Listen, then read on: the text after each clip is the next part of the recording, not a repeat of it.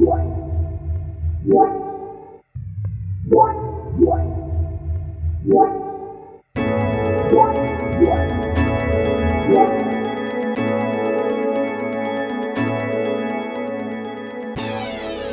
to the Cavern Today, Episode 4 for August 2010. This is your host, Mowog.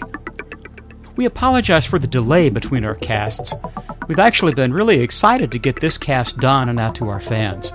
For the first time in quite a while, we've managed to assemble more than one of our international cast members in a chat, which took a scheduling recipe that included a healthy dash of random opportunity that made it all possible. Uru has been through more than a few incarnations, having been a multiplayer-only game, then, at the behest of Ubisoft, a tacked-on conversion to single-player, followed by a beta live version and then the quiet that followed, leading to the long wait for Until Uru. And like Uru, the Cavern Today has gone through several iterations, answering the fortuitous as well as the unforeseen. We began when Uru was in the Until Uru stage, and the community had no sense of what date the Until pointed to, and so we made the best of what was available, which meant leveraging Uru for storytelling and events that were unrelated to Uru canon. And despite the lack of official story and ages, we had a great time with each other then. As news from Uru has continued to come, but only in bits and pieces, this month's podcast will be more of an over-the-fence production. That is, with news and topical points ranging more into recent news of gaming and modern tech. We answer the call, and the call doesn't always land us in the scope of Uru. Having said that, we have a great podcast for you this month. Our chat is slightly longer than the anticipated length, but the topics are very interesting, including the now constantly talked about 3D movement in theaters and soon in home entertainment, moving on to our belated impressions of E3 and much, much more. We have a special treat with a musical piece featured a bit later, introduced by our own Jeff Wise. So prepare to enjoy Podcast 4. Well, prepared or not, here we go.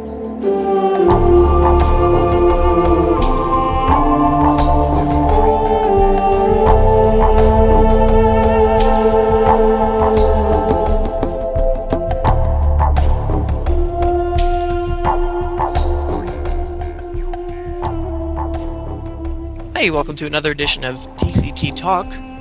Today we have Jeff Wise. Hey, hi. This. Hello. Nick, Noreen. Hello. Yep, 2 names. I'm special like that. Miles. Hello. And me, Morris. So let's get started with our first bullet point. What is the first bullet? Our first bullet point is 3D in TVs and games. The old 3D. I am so tired of 3D already. I don't want to hear any more about it. It's all gimmickry, in my opinion. Am I alone in that? I thought Toy Story 3 in 3D was pretty good. I enjoyed that. I didn't enjoy The Last Airbender in 3D, but then I don't think anyone enjoyed it full stop. So, kind of a bit of a useless benchmark. I don't think that every movie needs to be in 3D, but they're really hammering it in the movie industry right now because they are trying to attract people to spend money in the movie theater rather than, just watching. Oh, but hold on though. They're going to make, in a few short years, they're going to make every TV 3D capable. Yeah, but I mean, that's assuming that you've got like a pair of glasses and you've spent I don't know how many $100 buying multiple pairs of glasses for your entire family. You know what I think the problem really is? A long-term solution. I think that these plasmas and these LCD TVs are just getting too cheap. People, real people can buy these things. That's not right. We got to fix that. We got to make this premium again. It's time for 4K TVs. We need to double the resolution again. Yeah. So I don't know. I cannot get with this 3D thing. And like when I went to go see Avatar, I told her the specific showing time, and she gave me 3D glasses. Like, this showing is not 3D. Oh, I gave you this time. Like, did it sound like I said that time? So then I had to go return it and go see my 2D movie, and then. I mean, I enjoyed watching Avatar in 3D. It only kind of really started to irk me when you get to the big, the huge shots of things burning and ash flying all over the place, and there's all this ash flying towards you, and you're like, oh, that's wonderful, and then it hits the edge of the screen, and then just disappears. It's kind of like, oh, that's right. I'm just watching like Yes. some You sort of get holographic illusion as and opposed it's like to an actual squared 3D. off when it flies Yeah, out of yeah. the screen, especially out of the corner, or they've got Yeah. an over-shoulder shot and the guy's body is just squared off. The Yeah. only movie I've actually enjoyed in 3D is How to Train Your Dragon. That was done really well, but I'm not a big fan of live action. Alice in Wonderland, shocking, really, really pathetic. Mm. Yeah. Is it just me, or 3D movies really feel more like a 3D picture book of a film? Like everything's flat, Yeah. but they're flat on different levels, different Yeah. layers. Oh, I saw Superman Returns in IMAX 3D, which my friend Ron would go on for hours telling you why IMAX 3D is so much better than what they do in the other movie theaters. But like so many cases, the 3D is only part of the movie because they don't take the time or the money to do a full conversion, which I guess is too expensive. And I was annoyed at the parts where like the screen said to put on your glasses. Like this is too interactive of a movie experience for me. And in many cases, just like when I saw Avatar at the theater, I was like, this is going to look better on my 1080p screen. And true to form, it did. So Yeah, and the 3D TVs at home, they really only look good if you're looking at them from a very particular angle.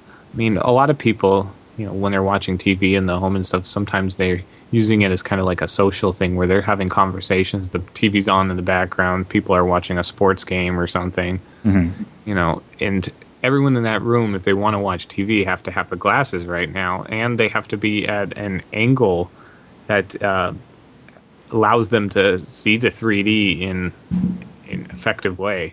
There was a thing on This Week in Tech where Leo Laporte talked about Sony talking about Milo, if you remember that, where he was talking about like, this is a phenomenon. This is going to be a big deal. And like, this is one of the things, like, you can't have the companies telling you what's going to be the next big thing, and that's what I think we're happening with 3D here. And they're kind of shoving it hard and trying to make it the next big thing. I mean, I don't see 3D ever becoming the standard, like the default position for movies and for TV, simply because you end up like, I mean, this is how I am. I don't know about you guys, but when I watch a lot of 3D things or play a lot of 3D games, I get to the point sooner or later where I'm just fatigued. Like I've had enough of watching something in 3D. I need to go back to the regular 2D stuff. So I don't see how they're going to be able to supplant 2D, with this 3D stuff as like the default standard, because simply I don't think people would be able to deal with watching everything in 3D. The thing is, 3D isn't really for people like us, right? I mean, my wife teaches a class of 4th graders. They love 3D. I mean, they drag their parents down to every single 3D movie. It's aimed at the kids, from Pixar to DreamWorks, and they're trying to transplant that into the kind of live-action, more mature movies, but that's where it falls down. So what are you saying, we're old fogies? Yeah, pretty much. Well, also, what I'm about the only people who 21. lost an eye in an accident and they have to wear an eye patch? All this stuff Yes, is discrimination. Yeah. Exactly. Well, the Crisis 2 was just delayed, which means I guess it's supposed to be like, it's going to be like the Avatar of 3D in video games, and so now it's been delayed to 2011. So I'm just wondering, like, is it delayed because we need to get the 3D right so we can become the benchmark of 3D? Like, you guys are supposed to be the benchmark for PC graphics. How did that work out? Now, on the other hand, though, as far as games go, things like the new 3DS that they were showing at E3, that's a direction I think that 3D might actually have a future in. Because that device has a slider where you can adjust the level of 3D even to off. If you get tired of the 3D, you can turn it off. Just as you mentioned about the socialization of using TV and what have you, the 3DS is it's not a multiple people can enjoy it. You think that's where we're headed, is more personal viewing experiences that are 3D? I definitely think so. Because, I mean, a big television in a room, multiple people are watching it, and right now there's just a really high bar of entry for a family to enjoy a 3D program together. Because everyone has to have glasses, everyone has to be sitting at a certain angle. But if you have like a 3DS is like a personal thing, and plus it doesn't need glasses. There is no way I am ever wearing glasses watching television. There's just too much of a nerd factor there. I could never get over that. I always Does wear that glasses mean watching television, but that's because I wear glasses. Does that mean the... Go for it, Nareem, sorry. Yeah, no, this is, the glasses are clearly sort of the biggest obstacle, I think. Just technology in general, let alone how it's going to develop in the future. So like people just don't want to wear glasses, and it's going to be interesting. Like the 3DS technology, it'll probably cost $1 million, but can you transplant that at some stage to a larger screen, like a television or something? Is that or does it transplant outside of rendered games? Yeah, I mean, there's all these sorts of things. I think if 3D wants to be the next big thing, I'm not convinced it is the next big thing yet. But if it really wants to sort of take everything over, then yeah, it needs to ditch the glasses. Ditch all those gimmicky impediments to just having a pure viewing experience. Otherwise, it's always going to be sort of that fringe technology that people play around with for a bit and then get bored of. Yeah. So I certainly agree that the personal side of viewing a 3D experience is where this is heading to. Let's float an idea. The iPhone 4 hasn't been a incredible success, at least technically speaking. What if the iPhone 5 has a 3D Retina display that's got some sort of phase shifting or whatever technology that you don't need glasses to experience it? What's the utility of that on the phone, though? Well, the iPhone's far beyond a phone at this point. It's becoming a gaming platform. Well, that's true. What if we've got personal gaming on the iPhone in 3D? I mean, but they already had Nintendo 3DS as a certain market, but certainly where I come from, it's nowhere near the number of iPhones. Yeah. Yeah, and certainly even like Nvidia was far and away the first person in on 3D in gaming, and I'm not from what I hear and see, I don't think that's taken off at all.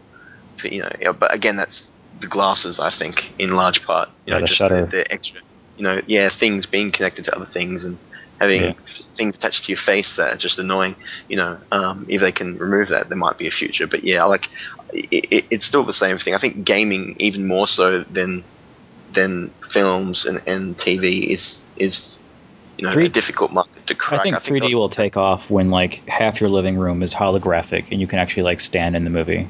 That's when 3D will take off. Oh, augmented reality stuff, yeah. But at that point, it's not 3D anymore. It's something entirely different that just happens to have 3D. We keep getting bigger TVs, and I think we're up to 70, 75 inches now. So I think we're getting. Who has room? Man, I just want a holodeck. That's my in-game holodeck. when is that going to happen? The holodeck could have so much utility. You wouldn't even have furniture. Computer, render, couch. You need a house. You don't need a life. Just bring your holodeck. I better put up the nice couch. I have guests coming over today. So anyway, let's move on to the E3 post impressions. These bullet points are getting kind of old because we dragged our feet on recording this podcast. Because we are old. Yeah. The first and only thing I really need to focus on the E3 stuff. I was going to keep hoping for Beyond Good and Evil 2, and if there was anything at E3, I'd be happy, but there wasn't. And they claim it's still in production, but it's got a small team to keep the heart of the game. I'm like, that's just lovely, and we'll see you in 2015. That's right. Didn't they say that about Duke Nukem Forever? Yeah. So Still saying it. I can't swallow that. So I mean, I've officially closed the book. You know what's funny? What? You go. You know what's funny is there's still a group of people that insists that Duke Nukem Forever is happening. Ugh. There's the CEOs are like, well, we still have the IP, so haha, keep your fingers crossed. And after a certain point, it's no longer even relevant. Much less people care. But You kind of want to Just keep say it going it's as a Edward. joke. it still ends up on people's top 10 games to be announced at the next E3. Like, it's just going to be this continuous thing. Yeah, but it's there as a joke. That's mostly a joke. But maybe 3D Realms are being really clever and they're going, oh, maybe someday in the future we'll release a game that happens to use this name and we'll have all this pre-made marketing that we've had for the last 20 years. See, I sense at some point I get my my pathetic meter grounded a little bit because they were talking about how Monolith has moved away from the Fear series. The next Fear game is going to be done by somebody else.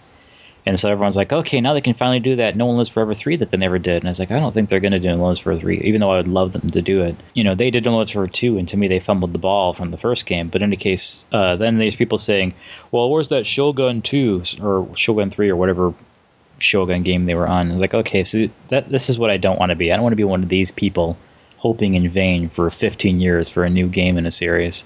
So I closed the book on, and if it comes out, that's great. Otherwise, I've got other things in my sights. When is Miss 6 coming out? Yeah, exactly. I'm wasting. So, what is the big story out of E3 this year? I mean, what was the all the Move, big, probably exciting the Kinect and the Move. Kinect. That was the really weird thing about this E3 was that it wasn't a E3 for big game announcements. Virtually every game that was announced was either a sequel to something. It was like a franchise game, or it was a game that was being announced. In the case of I think it was Star Wars Force Unleashed 2 or whatever. Like there was some Star Wars thing. But all these things that were being announced basically to market the motion stuff, and it was kind of like, E3 usually a big games thing, but I can't think off the top of my head any sort of really big game announcements. It was all, as you said, the Kinect or Move. Neither of which I'm particularly interested in, by the way. Yeah. I don't think a lot of We people are very Kinect interested. and the PlayStation thing. Well, there's also the 3DS, but I just think it's seen ironic that Nintendo is the one who wasn't promoting any motion sensing stuff this year. Yep. Well, it's We're like done with that. We're working on 3D now. oh, you guys doing motion sensing? Oh, that's cute. We're already doing something else. That's so last year. Yeah. I can't believe I'm saying this, but I think people will actually look less stupid playing the Wii than playing the Move or the Kinect. I mean, Move, have you guys seen the videos for the Move? Like the guy skateboarding and stuff like that? Like, no one's going to play it. Like, you just look like an idiot. Well, I think the Kinect has some potential, and I've thought about actually picking it up just for my sister, because she's been wanting the Wii Fit.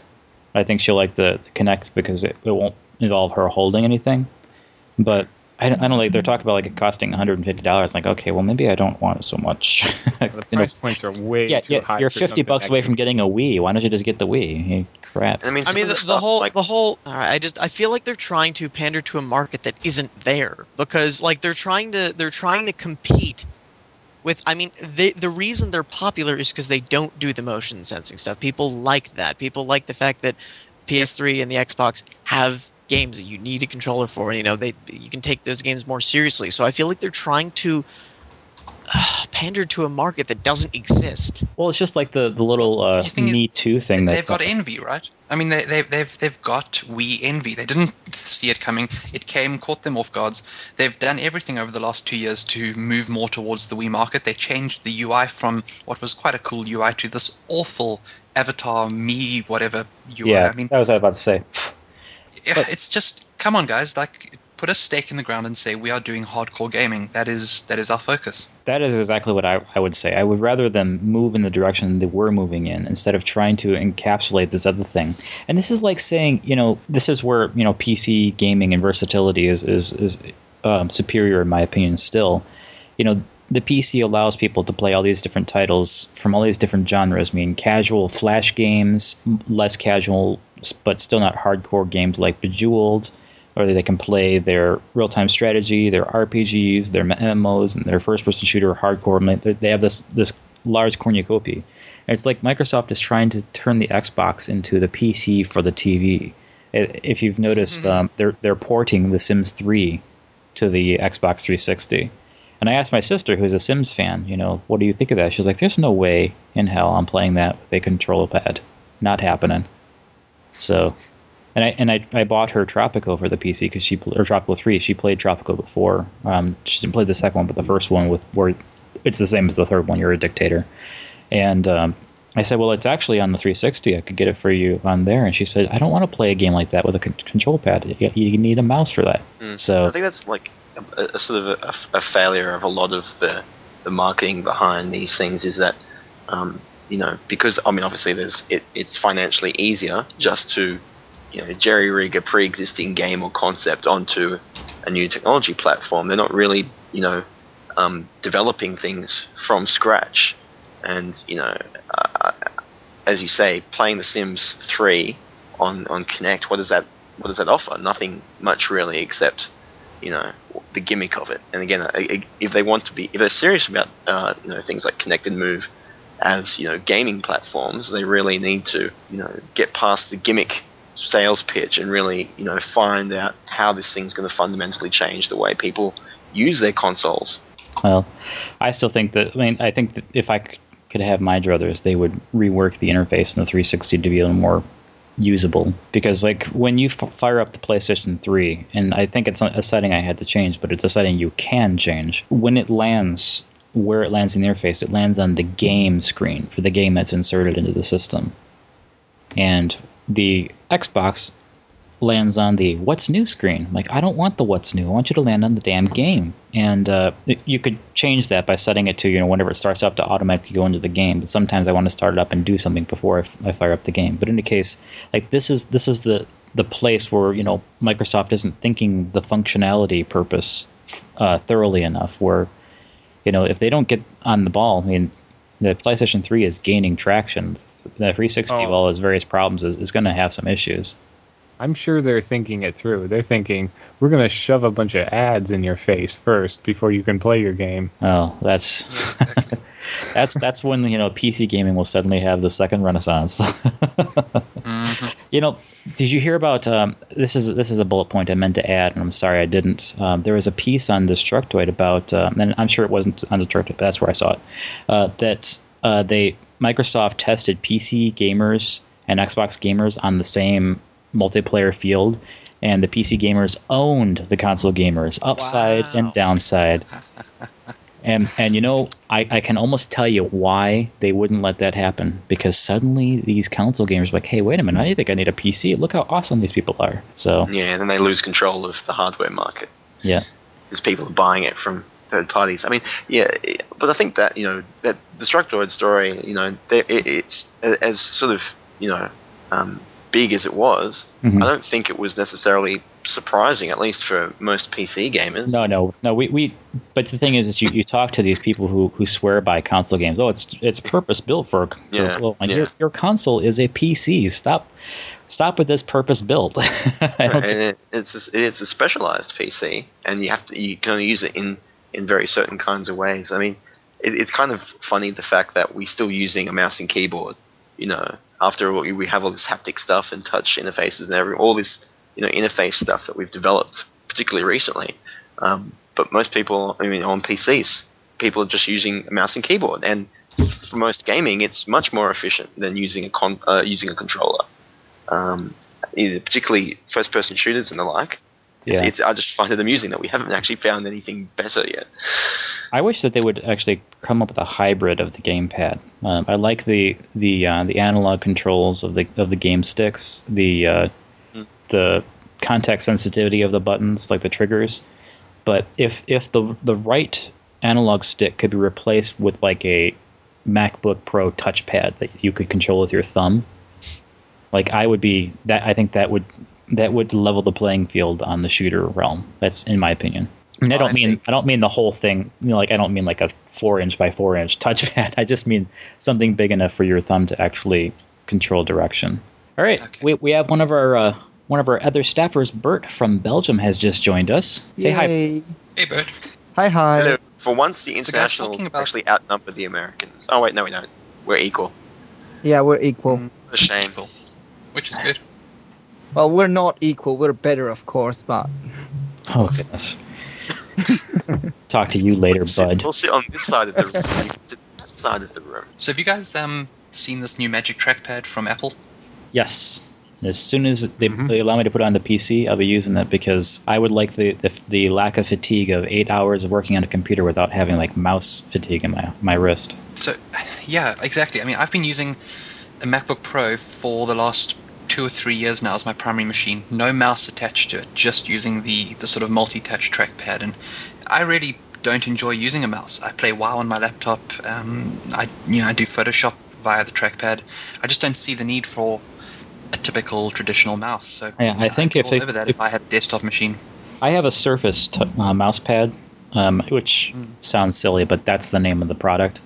It's a thick mouse pad with like dual sides and a rubber mat to hold it in place. And I was like, if they could just make a mouse pad like this, that is a touch surface, like the Apple touchpad is, like it would take off. It would be so easy to use, very ergonomic. All you need is your hand there. And people have integrated into keyboards, but I think it gets in the way and gets sloppy that way. I actually have some problems with my MacBook Pro. You probably had on your last one too, where sometimes even though your hand's not on the touchpad, but it's near it, it'll register that as a second something touching the touchpad. Yeah. So somebody's have to get your left hand off the keyboard to use it. So again, it kind of gets in the way, in my opinion. Well, But- that's the issue with capacitive touch screens, where resistive, that they don't have that because they really register the touch instead of the warmth. That's also why you couldn't use some sorts of styluses on the iPhone, for as far as I know. Yeah, they actually had 'cause it's some. got to generate a capacitive potential difference across it. Yeah, they actually had exactly. styluses that did that, I believe. Yeah, it's like this funny knob that has to touch. It looks really weird. So I mean, it's a weird product to sell for Apple, a Bluetooth touchpad, but it makes you wonder where they're going in terms of the Macintosh operating system. I mean, I wish they would just tack it onto the keyboard, just make it one device.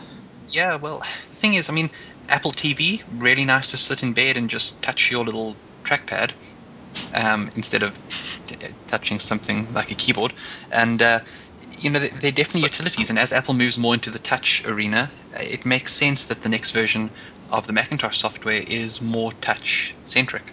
Yeah. I'm sorry, you're using the word touch too many times in one sentence. Yeah, I'm gonna be completely honest. You can edit this out. I had to restrain myself from giggling.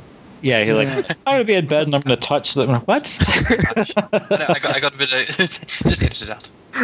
Oh, in any case, I like the idea of moving forward with touch on like the mouse pad type thing. I don't like the idea of moving forward with touch on the screen of my computer.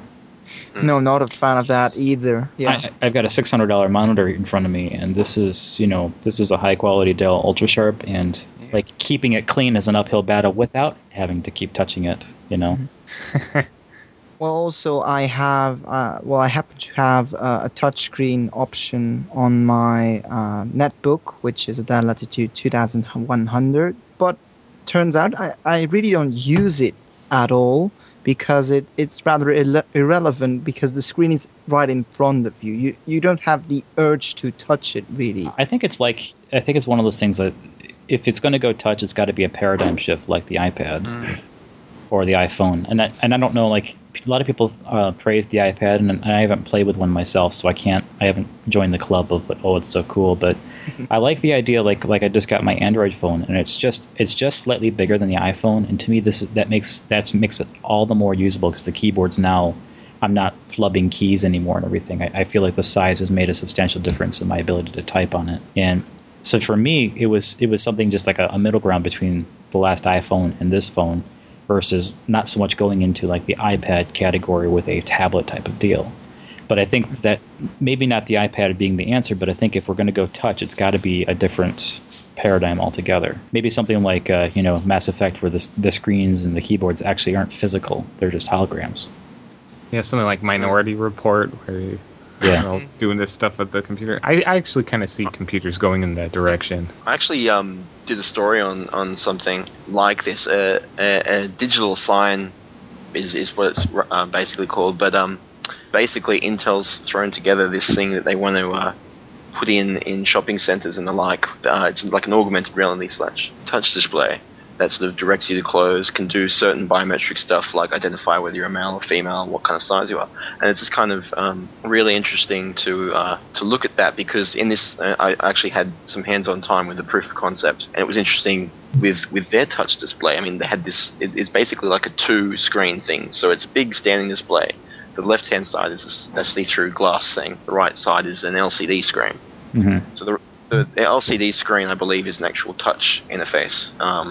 But the left side actually is not a touch device in the strictest sense. It actually just has sensors around the edge of the actual screen. So the glass is just glass that has stuff projected onto it, and it has these sensors around that. I'm not sure what they're intending to do after that, but I mean that's kind of, I think in terms of public touch stuff, I think that's kind of the route is to have sort of big standing displays. Well, isn't that kind of like Kinect? You've got your display that you don't actually have to touch, and it's a scanning. Yeah, I mean, but this is you have to literally touch the glass before the sensors will pick you up. It will pick up, that thing actually is equipped with a camera, so the camera will see you as you step up to the display and work out certain things about you. But in terms of actually interacting with the display, you still have to actually touch the glass. Otherwise, because the sensors are only they're being fired across, the surface of the glass. Oh, okay, so yeah. touching them, it doesn't actually work. Okay. But, I think they're planning to. I actually asked Intel's digital signage director, why, aren't you guys using a touch display? And he just basically said, well, it's kind of too expensive. People haven't bothered building these things in enough quantities to really warrant putting that in the proof of concept. But if this sort of stuff, like, it is very sort of Minority Report-ish. Well, you know what it reminds me of when I see that screen with the icons up there. It reminds me of that Sarcastic Gamer thing where he parodies the Microsoft vision of the future. In the future, hallucinations of little icons will be an everyday occurrence thanks to our implants from Microsoft. Actually, that's very true. If I was going to have implants from anyone, it would not be Microsoft. Why? You'd wake up every morning and you'd have to go through some ads before you could get started with your day. Every second update will be rubbish, and you'll have to live with it for years before you get it fixed. Yeah, so... That'll just be what... Yeah. Have you seen that video, the Microsoft Vision of the Future parody? Yeah. Yeah. Classic. I wish Sarcastic Gamer would get paid and do more of those things. Those are sweet. Someone had made a comic kind of in a similar vein, edition on Apple, saying, or Steve Jobs is like threatening to kind of come to the house of some of the nerds who are making fun of his products and, beat them up and everything. And they said, "Oh, you'd never get past my security keypad." He's like, "Well, why not?" Because it has more than one button. Oh, that's so mean. Well, the Microsoft is kind of trying to make everything a lot more user-friendly, kind of like where the Mac was a few years ago. Whereas the Mac nowadays, they're kind of moving towards this. Everything is super ultra streamlined. There's one button for everything, and everything is context sensitive. And I don't know. Well, it's interesting to see their different takes on the Mac is usable on a left-click basis, but there is a right-click. So I don't know. It depends on your take on it. But that's the biggest problem with the whole Magic Trackpad thing. Because I love the concept, but the biggest problem with the touchpad, and I love the touchpad on my MacBook Pro too, but the whole problem is that to do a right click, it registers it as both a regular click and a right click at the same time. Yeah. And the problem with that is that if you're trying to, for instance, play a game like Half-Life 2, and you're trying to get the gravity gun working, instead of holding onto an item, which you would right click to do, you'd press both fingers down and it would just fire the thing. Because it's like, oh, but you're clicking, so we'll just fire. Yeah. So well, it has some limitations on gaming. I won't dispute that. But the thing is for regular computer usage outside of games, it's not that big a deal. But anyway, since we're kind of drifting into Apple, let's talk about the iPhone 4/the iOS release and impressions. Well, it actually only just came out over here on Friday, so like less than a week ago over here. Have you played with one? I haven't played with a Australian one. I have played with a an imported one, but it's quite interesting to compare, I guess, the initial press that came out over the States about the death grip particularly and to what's been happening here, and it seems that most people are not having issues with the antenna placement, and people can get bars to drop, but they're not experiencing call drops, and I think a lot of that is probably a factor of us having more telcos for a start, and just sort of greater coverage and less strain on the systems. Well, if you look at the US is big, but there's parts of it that are sparsely populated. And of course, all of your iPhone is exclusive to AT&T, whereas ours is pretty much every possible telco. Yeah, but aren't your telcos all GSM there? Yep. So you guys are pretty much the only ones that use CDMA. Yeah, you have the AT&T ones with CDMA. CDMA is evil, so we're not going to discuss that technology. Well, but Verizon, the supposed rock solid one that always advertises their CDMA, they're supposed to be really good. It hasn't really anything to do with the technology itself. It's basically because they have a big coverage and a lot of antennas. Which is what AT&T needs to do. The only thing I didn't like about GSM, I don't know if this is relative only to GSM, is the ever so often it pulls the towers. And so if I have it next to my clock radio to wake me up in the middle of the night, bap, bap, bap, bap, bap, bap, I'm like, shut up! Throw the phone on the floor. Stop. Get that all the time. Well, not all the time. I try to keep it I keep the phone on my bookshelf across the room, so it has a less likelihood to reach the clock radio, but it still does. I keep it in my pocket, and my pants is somewhere, so usually doesn't interfere with anything when I'm sleeping. Magic pants that detract from the GSM signal. Exactly. Well, I went to the AT&T store 3 days ago, and I played with the new iPhone 4, and I couldn't really use the features because it's just a display model, but it just looked like, to me, a gussied up iPhone 3G or 3GS. It's faster. I mean, my 3G is like dog slow now. Just you click on an application, it's like do. It's just waiting for that something to pop up. It actually is getting kind of annoying with that slowness. Mm-hmm. The GS, I guess the 3GS and now the 4 are much faster. But otherwise, it just looked kind of gussied up to me. It didn't really look like anything new or groundbreaking.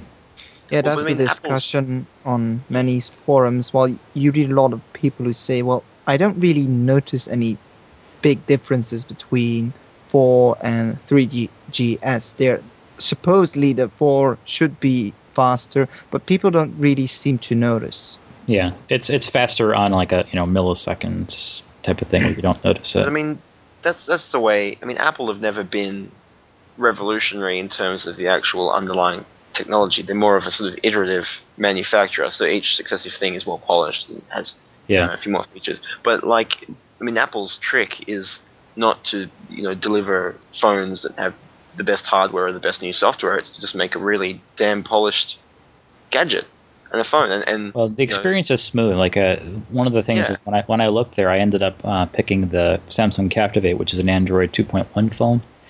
And one of the things, like, I have my coworkers praising me because I skipped out on Apple and now I'm using Android, and that really wasn't like the motivating factor. Like, it wasn't because I was trying to get away from Apple. Be an iconoclast. Yeah, and I mean, I don't have that kind of brand loyalty, and I say that all the time, but it's absolutely true. Like, I'll jump ship left and right on things. But in any case, the thing I've noticed since going to this phone is the problem of syncing my playlist to it. I can get the music on it with no problems, and I can see the music and genres and what have you, but the problem I run into is I'm used to managing my library with playlists, and the playlists are ordered a certain way. Like, I have the entire Myst soundtrack from Myst 1 through Myst 5 all in one playlist, and it's in order. When synced to my Android phone, it's not in order. Well, that's kind of a big deal to me, because then finding a particular track is hard because it's not where I'm used to it being. Yes, I can go on the phone and I can rearrange it, but like, I don't want to rearrange it. I want it to sync the way it was in iTunes. Is that because iTunes has its own weird meta tagging system? I've tried converting the iTunes playlist to M3U for the phone. That didn't work. I tried using something called iSyncer, which can actually sync right from iTunes to the phone. That didn't work. And then I used Double Twist, and that works just like iSyncer worked, but still ends up with the out-of-order playlist. So I just kind of have to either I've got to break the Myst soundtracks into separate playlists, or I've got to figure out a way to get those two to work.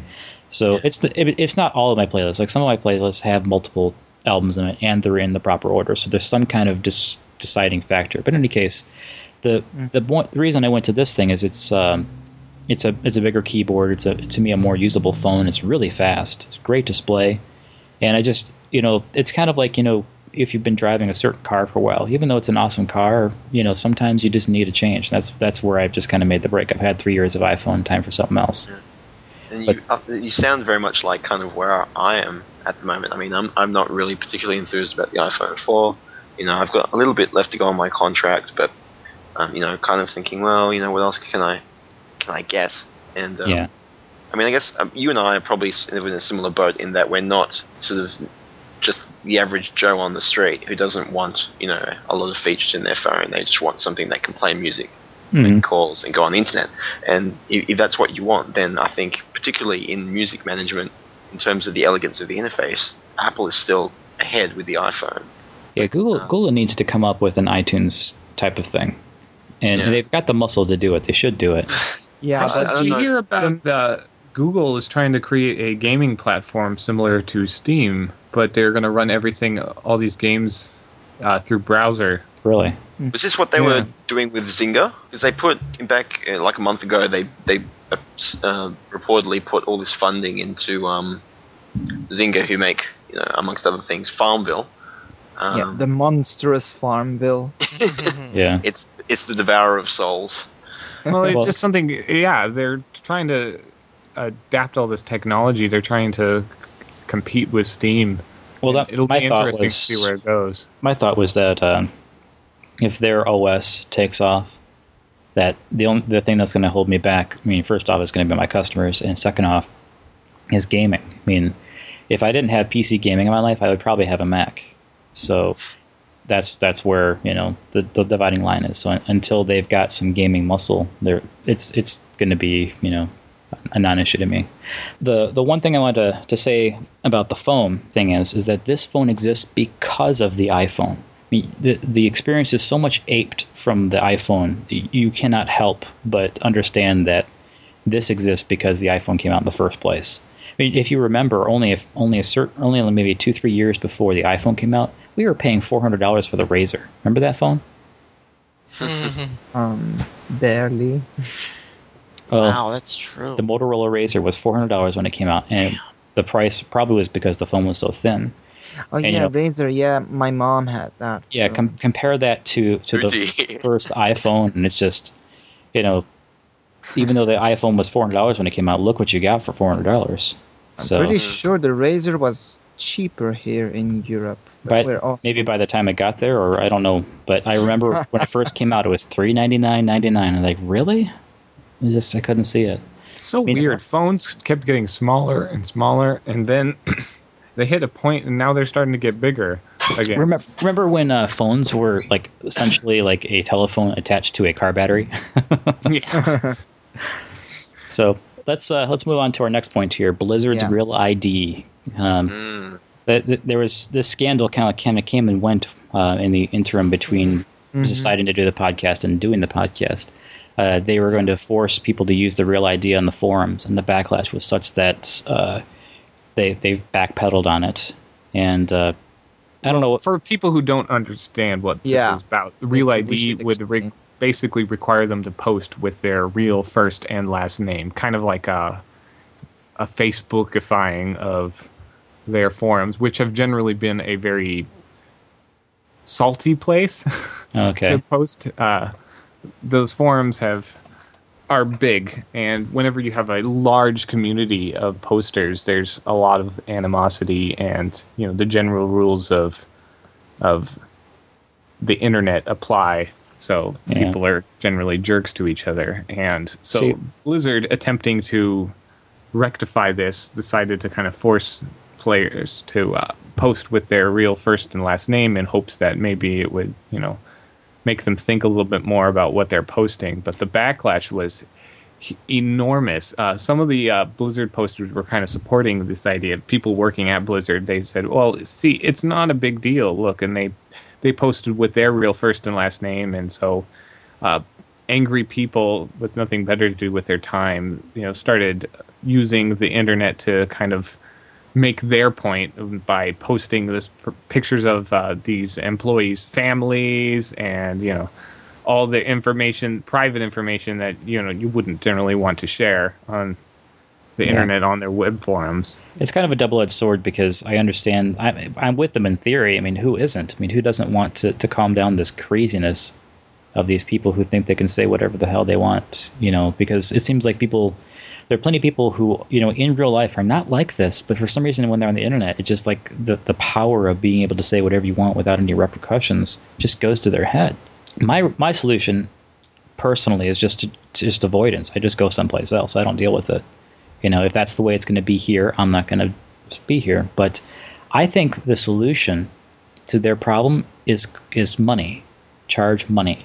Hard OCP on their forums, on their comment sections, you have to pay to post. And I don't mean per post. I mean you have to register and pay to register, and that seems to weed out all the idiots. So, but most of them are already paying subscriptions to WoW and things, aren't they? yeah, well, Like Blizzard that's is not afraid to charge you more for other things. I'm sure you've noticed that. No, they're Yeah, sure I not. guess. So yeah, it's I didn't object to it in spirit, but you know, I was going to be the kind of it's just the way it was with Uru. I was going to be kind of wait and see how it goes, and Yeah. you know. Well, I personally thought it would have different effects that they didn't anticipate. For example, there are a lot of people who kind of flee into a game, try to find a different world where they can be someone else. Yeah, And- escapism. Yeah, and having your real name constantly, shown to people and be confronted with your own name kind of makes it more Well, difficult for those people. But here's the flip side, though. Like I added Tim to my buddy list with his email address as he added mine. I now see his name and I see which character he's playing on, and I can see him when he's in any Blizzard game.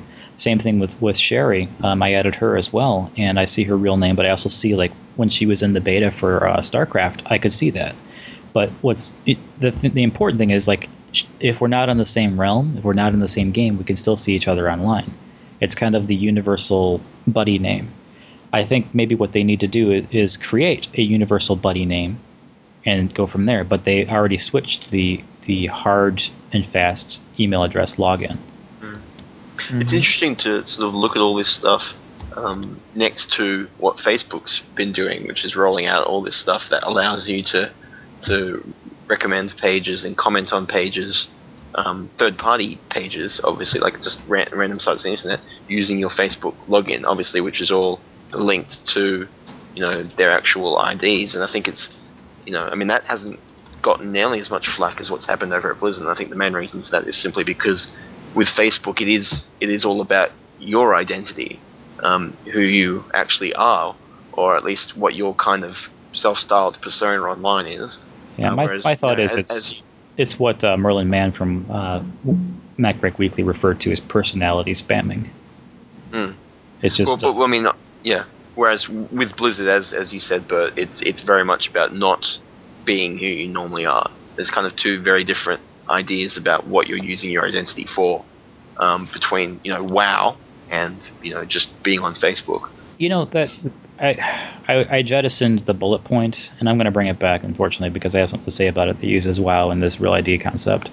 There was an in-game event run by some people from the Mule forums in Uru Live or Mulligan, whatever, and it was called Bomb, I guess. And in any case, the thing is, one person said that they were signing off, like they just don't appreciate bots and appreciate this event, blah blah blah blah. And my thought is like, people said, well, you didn't have to be in the city at that time, you could have stayed out. And people said, well, I don't think that's the solution. I'm like, and this is the thing with Uru is like it's been a one trick pony for so long that people are just they want it to be a one trick pony. And like I was playing on a PvP realm for a little while, and I have never been handed my rear so much over and over again. But in any case, my point being that like in World of Warcraft, there's so many different things you could do or spend your time on that like if you're not happy in one area, just go someplace else for a little while. Those people will eventually get tired of what they're doing and they won't be there next time you come back. Same difference with Uru. How long did the event last? Did it last all night? But that's those kinds of things. Like we have this intolerance in Uru. I'm sorry, PvP is player versus player. On those realms, in World of Warcraft, you've got a normal realm, you've got a role-playing realm, and you've got a PvP realm. In normal and role-playing, I think they also do role-playing PvP. In PvP, your flag is always on, which means you can be attacked anytime, anywhere by anybody, or anybody from an opposite faction. In a normal realm and a role-playing realm, when they're not flagged, you can actually walk around in the world and encounter people from the opposite faction. They can't attack you unless your flag is flipped. Although in normal realms, there are people who figure out ways to get you to actually accidentally flip it. Like you'll throw an area of effect spell and they'll throw their pet in there or something, or they'll jump in there and be attacked by your spell, and therefore they can kill you. But that even with that, you can still sidestep that pretty easily. But in PvP, I was like, all gloves are off, and people like to get high level gear and go out and start killing all the lobies they can find. Mm-hmm. And you see, I basically just get around these problems by not really playing MMOs at all. Well, it's just been forever since I've actually played one. Well, that's my thing. Is like, I was trying to get geared up. I was trying to do the dungeons. I'm like, God, this is work. I don't want to do this. Yeah, I want the benefit of the gear, but I don't want to spend weeks building up to it. And so, I want your game to feel like a game and less like a job. Exactly. So after like 2 weeks of dungeons, I am sick of the dungeons. I am sick of the dailies, and so that's when I put WoW down. But anyway, my point is that Uru is still no matter who you are in Uru, you pretty much, if you want to have the experience, you do everything that everyone else has done. You do the marker missions. For some reason I think that's wrong. Is that what they're called again? You do the marker missions, you do the stories, you do the journeys, so that you get the complete Alto of your choosing.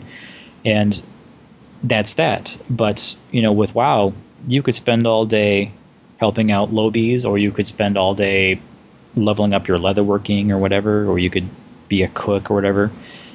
This grind your gear, do your raids is kind of optional. You can quest to 80, and then you can just start a new tune to quest 80 again. So it's because there's so much difference and variance, like the issue of like, somebody has done something I don't like this day, and that means that I just don't want to play this game anymore. That's just silly, Yeah. Well, I mean, like, the game that everyone's kind of playing at the moment, it seems, at least everyone that I know, is Starcraft II. Yeah. Who's actually played it here? I have. Who actually has it? Sorry, because I've played it as well, but I was in the beta and I haven't played it since. The beta? Yeah, I played the beta a little bit, actually. That's how we say it here, Jen. But I bought the full game. Like, so, I mean, with the full game, have you been a multiplayer junkie? Like, was that the first thing you jumped into, or are you gone through the campaign?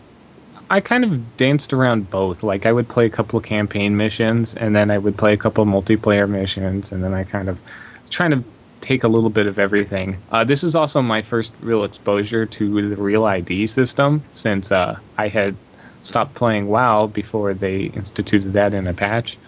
And that's kind of really neat. I really think that's where the future of gaming is, this kind of interconnectivity. It's neat that I'm able to, chat with people that are playing World of Warcraft, who are on my Real ID list, and it's neat that it connects with Facebook, but in a non-intrusive way, where it basically scans your Facebook profile and it looks through your friends list, and anyone else in that friends list who has StarCraft II, it will give you the option of adding them to your Real ID list, which is kind of a nice, quick way to fill out your friends list. So it's kind of like Steam, but a slightly more efficient. Yeah, I think that Blizzard's new Battle.net system that they've kind of been really building up lately, and they forced everyone playing World of Warcraft to kind of move their accounts over to these Battle.net servers, because they're trying to create their own sort of database like Steam for Blizzard games on Battle.net. But I think it's really kind of neat. When Diablo 3 comes out, that's going to be interconnected the same way. Yeah, it's good. I like the idea of it, but the problem I have is that it's only Blizzard. Right. So that's where Steam isn't only Valve. Your problem really is that you just don't have enough friends, isn't it, John? My problem is I don't have the kind of devotion. Ouch. The problem is I don't have the kind of devotion that it requires to be a one-trick pony gaming person. That's like I've never become that great at multiplayer in certain areas because I just don't play that game long enough. Like, I've got too many other games I'd rather play. Actually, it seems rather bizarre. I mean, sort of looking at it from that perspective, Blizzard put so much into building up Battle.net when they only really release like one game every 10 years or something. Yeah. Like, it's going to be like two games you play on the service. I mean, their games are solid. I know that much, but it seems a weird combination of sales models. Like, would you say StarCraft is built like WoW, like it's designed, with the theory of making you spend as much time as humanly possible? Yes, I would say so. They're building up a sort of a store system where people can sell custom maps and things like that and add-ons in the game for a couple of bucks, kind of like an app store, like what Apple's doing. Also, I was really impressed when I was looking through other people on my friends list profiles, because the game tracks so much information. I could look up pretty much every single match that player has ever played, and I could bring up, graphs, actions per minute meters, build orders. I can find out what order they built every unit in that game. Yeah, it's starting to get a little Big Brother-ish, don't you think? Yeah, it's like it's stuff that I would never need to know, but I'm sure there's someone out there who does. These little real hardcore kind of players. Well, they're tailoring it, I think, a lot to Korea, aren't they? Because but they track and care about those kinds of things. But it's amazing how much information they track. Just like in World of Warcraft, when they had the achievement system and they started tracking all that crazy information, it's always kind of mind-blowing to look up that stat page. And that was one of those things, like when I just logged into World of Warcraft lately, I noticed that they've added some features to the game that remove my need for add-ons. Things like the quest being marked on the map so you can find where you're going. Because like the quest used to tell, up in the southwest there's this cave. Like, up in the southwest, and so you try to find, you're in the area, and so meanwhile, when you're low level, this is a real problem because you're having to fight all these monsters while you're running around looking for where you're supposed to go. Whereas now that they mark it, we're going this way, and even though the marking is not laser precise, it's it saves me a lot of trouble. I know to look in this general area for the Boar of Avalon or whatever. Yeah, and let's face it, it's because Blizzard don't actually need money anymore. They pretty much Starcraft II and Diablo 3 will basically just give them a license to print money. I mean, they can just do whatever. Speaking of money, I have to say thumbs down to Blizzard's decision to charge $60 for each individual part of the Starcraft trilogy. That's more than they've charged for just the regular retail. The collector's edition's like over $100, but which is insane in itself. But the regular retail copy of StarCraft II is $60, which I just think is insane. I wonder how much of a hand Activision had in that decision. Yeah. So Jeff, I mean, you said you've played some of the single player? I actually finished the campaign yesterday. So is it the sort of thing that you would, in fact, pay $60 of your dollars for another campaign of that? Because basically you're not paying for the multiplayer again. You're really just paying for the campaign. Yes. But, actually, Blizzard has been saying that they're going to kind of treat each of the different editions like an expansion pack. So there's going to be new units and stuff to use in multiplayer with each different edition. But so how does that work online, though? What does that mean for if someone plays someone who doesn't have one of the new editions? Like if I don't know. It's kind of, they kind of had a similar issue when the Brood War came out for the original StarCraft. And it just kind of segmented the user base. Yeah. But I don't know. There's enough players playing that game that I don't think it'll ever be a problem. Yeah, I guess they'll just have all the graphics in your first installation, and then you'll gradually unlock stuff when you get the expansion packs, which is more of a marketing term, I guess. Because I remember with Bioshock, I think it was Bioshock 2's first DLC, where it was all like, oh, we were releasing these new map packs and these new weapons, and it turned out that all the data was actually already in the original game. They just, like, you're effectively paying the extra for this little code that you downloaded to unlock all the data that was already there. Yeah, they did that with Assassin's Creed 2 for some of the DLC, didn't they? Uh-huh. Yeah. Correct. Yeah, so, with Blizzard, Blizzard of all people, I'm sure they already know exactly, well, if not exactly, they already have a pretty good idea of what's happening in the second and third games. They're already on top of, all the stuff that's going to go into that. Wouldn't you say that's kind of true of other things like, when The Sims 3 came out, we're just like, when's the first expansion, They already planned out. Yeah, it's like sort of this attitude of we'll basically already have this spare content, but what we'll do is we'll take that out of the original, give you the full game, and then these extra bits that we already pretty much have ready, we'll just kind of charge you for them, piecemeal, just to sort of pad out. I mean, DLC. I mean, I don't know about you guys. I'm kind of over it as like a thing, because the pieces of content are never really that fantastic. Well, I don't know. I think the DLC for Borderlands was pretty solid. I feel like I got my money's worth. I didn't enjoy Borderlands as much as you did. Like I played through. Yeah. I feel like Zombie Island and the Secret Armory of General Knox were both substantial. Yeah. But I haven't played the Underdome thing, but because in my opinion, get it. StarCraft II is or Wings of Liberty specifically is a $60 worth of game. The campaign is really long. There's about 30 missions. Mm-hmm. Which is a lot, because the original StarCraft had 10 missions for each of the core races. So it's about the same number of missions as original StarCraft, but just in a Terran campaign. And I mean, there's I'm not going to spoil anything, but there are about 5 missions where you're actually controlling Protoss. That's cool. So you get to kind of say play that. through Protoss. I feel like I already knew that. I think Maybe they probably have said that in interviews Yeah. at BlizzCon or something. But yeah, it's. I felt like there's more than my money's worth out of it, and plus there's all the multiplayer that's going to keep me busy until the next one. And they have this really ambitious Battle.net matchmaking that they really put a lot of time and effort into, which is designed to try to closely get you next to people of your same skill level. So all right, you're always Jeff, going to be challenged. Where have you been seated? I'm at Silver League. I'm not very good. Yeah, well, Actually, talking about same level battles, that's something very annoying in Bioshock 2 multiplayer. I sometimes play, not very often, and so I'm still bronze, and there are all people around me silver and gold, and it's very hard to level up because you constantly get shot. Yeah, that was the thing I had with Modern Warfare 2. I just came too late to the game, and it's when I started doing the multiplayer, like I was never matched with anyone anywhere near my level.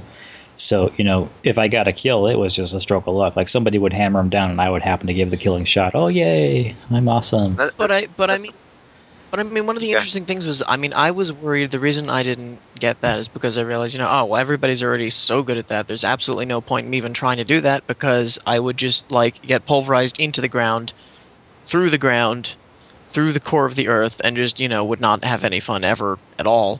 But yeah. If you take a look at Halo's, Halo's matchmaking, it's done in such a way that if you're new, you only fight other new people, and then as your rank increases, you fight other people who have ranks similar to you. So yeah, but given that there is a population large enough that there are those new people, you are underestimating going through the core of the earth. That sounds really cool, I must say. But anyway, I think that's about the end, unless somebody's got some compelling StarCraft II information. Well, just to kind of touch on the matchmaking real quick, the way it works is it takes you through a series of 5 placement matches, and which they're just kind of random matches. You get put up against anyone else who's also taking their placement matches, and so you don't know who you're going to fight or what the conditions are going to be on. But based on your performance, and it's tracking more than just whether you win or lose. It's tracking how many actions per minute you're making, how what kind of units you're building, how quickly you're building, how quickly you're gathering resources. It's tracking all those different things, and it kind of makes a decision, and it places you in an initial bracket. Like my older brother or younger brother, who's really good at the game, he's like platinum bracket, and I'm in the silver bracket, so that should tell you a lot about me. But I don't know. Then from that point on, you'll go up and down depending on how you're. Yeah, I was going to say, does it leave it open for you to improve? I mean, if you get better, you're always going to be, wearing this mark of shame for, being sucky in the beginning.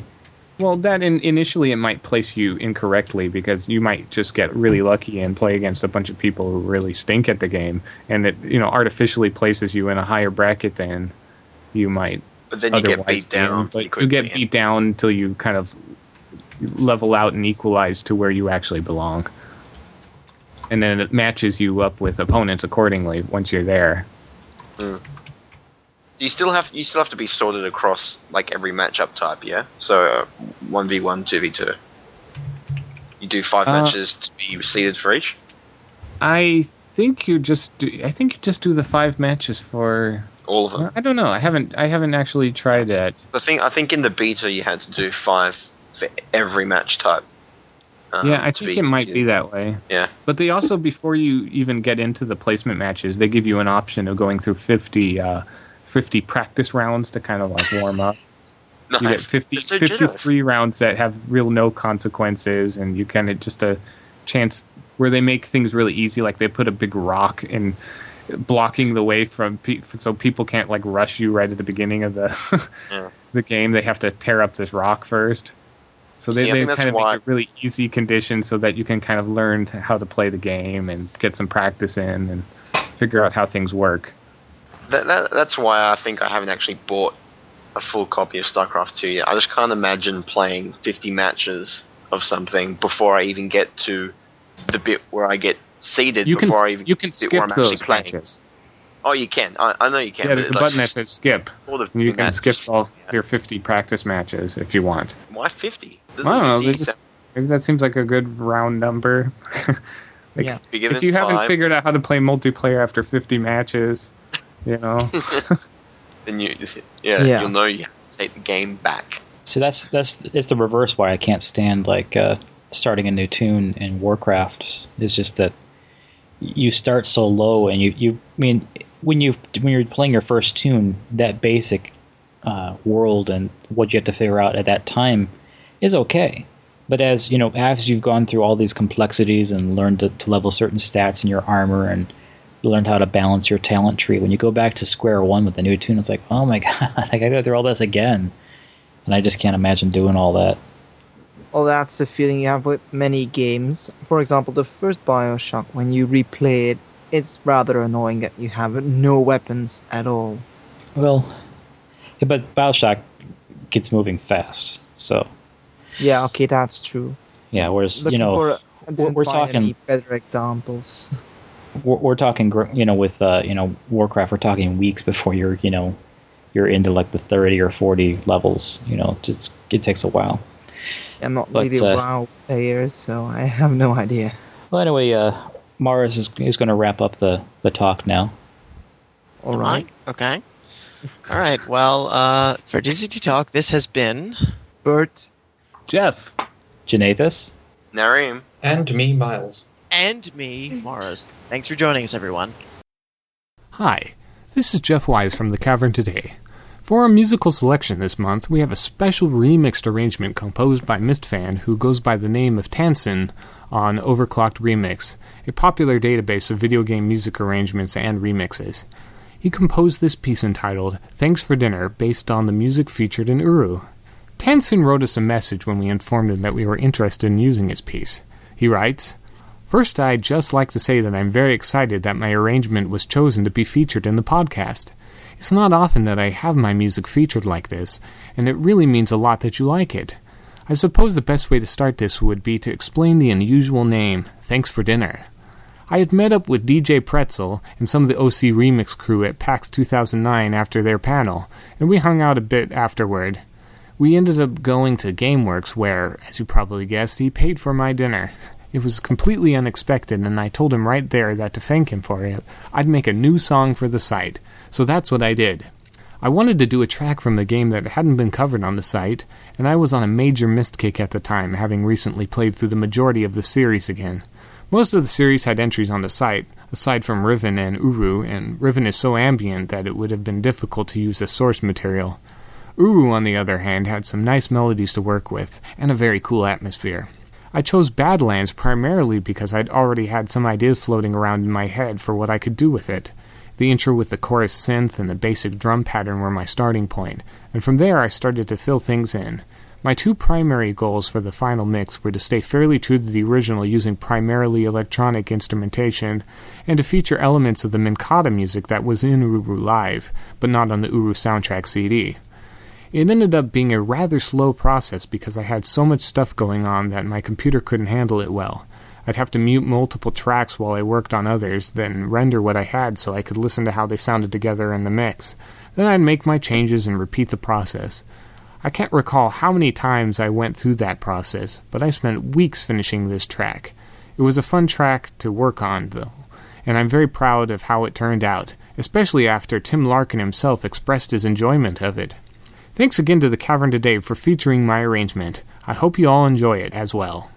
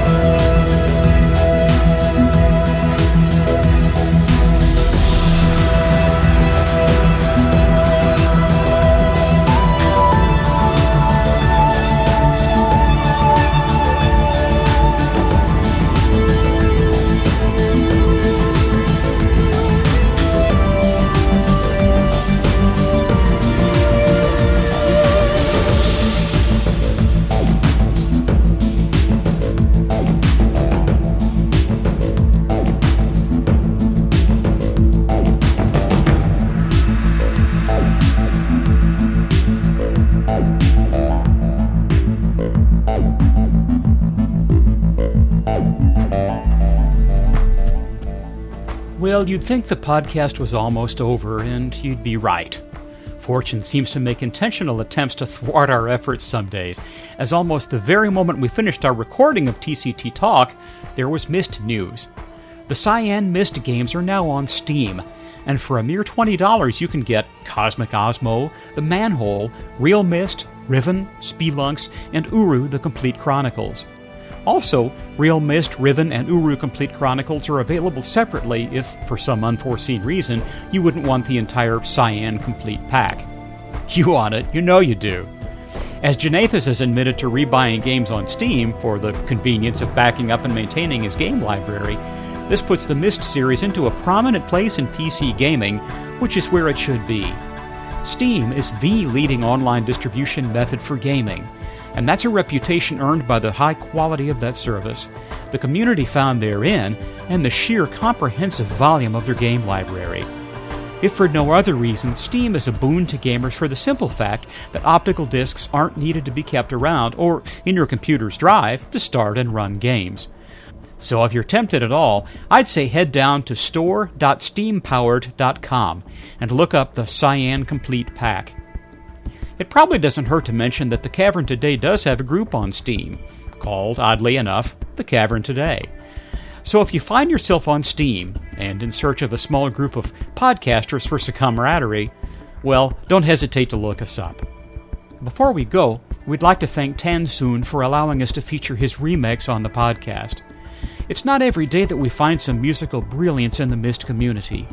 And while it took a while from the point of discovery to the point of being ready to feature the piece, we are no less thankful for the experience, as not only does it brighten up the podcast, but the blends of sounds and influences in that piece have earned it a prominent place in many of our staffers' musical libraries. So congratulations on that, Tansunn, and thanks again. So for the Cavern Today, this is Mowog signing off. Thanks for listening.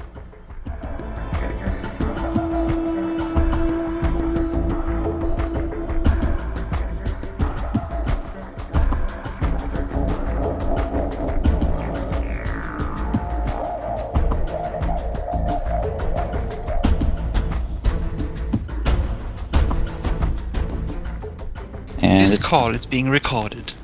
That never gets old. Yeah, Do a 6-part harmony. This call. This call. It's being recorded. You require additional pylons. Okay, I don't feel like doing the intro. Who wants to do it? I'll do it. Yeah, sure. So, what should I say?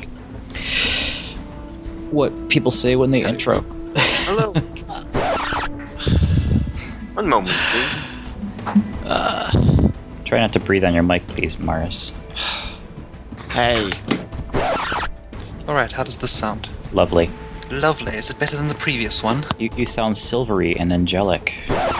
Just wait a bit, then you can edit this this awkward silence. Oh, we can make Yeah. a different bit. Post. We'll fix it in post. Just go. Alright, the room is alphabetically sorted. I don't know why this is such a problem. Well, it's because I actually didn't see my own name in the list. That's why. Right. This has been TCT Talk. Signing off. Goodbye, everyone. Is that okay? Or that was awesome. I've never done that before. For TCT Talk, this has been... Okay, fine. All right. Shh. This is going to be so much fun editing. Look at that thing. That thing has numbers on it.